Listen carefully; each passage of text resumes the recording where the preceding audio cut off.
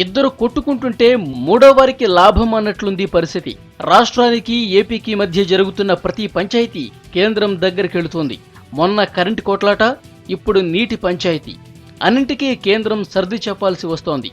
అయితే పంచాయతీలు చేసిన ప్రతిసారి రాష్ట్రాల పవర్ తగ్గి కేంద్రం పవర్ పెరుగుతోంది. రాష్ట్ర వ్యవహారాల్లో సెంట్రల్ జోక్యం డామినేటింగ్గా ఉంటోంది.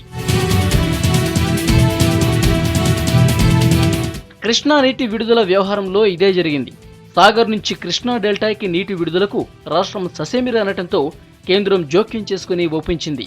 ఇదే టైంలో రిజర్వాయర్ల నిర్వహణను తన చేతిలోకి తీసుకుంది కృష్ణా నది యాజమాన్య బోర్డు. ఇప్పుడు విద్యుత్తు వంతొచ్చింది. ప్రస్తుతం రెండు రాష్ట్రాల మధ్య విద్యుత్తు వ్యవహారంలో పొత్తులు కుదరటం లేదు.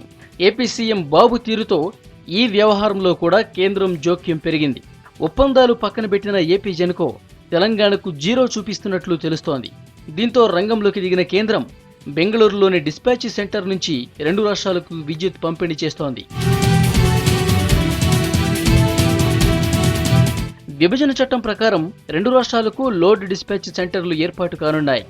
అప్పటి వరకు ప్రస్తుతం ఉన్న ఎస్ఎల్డీసీనే ఇద్దరి అవసరాలు తీర్చనుంది.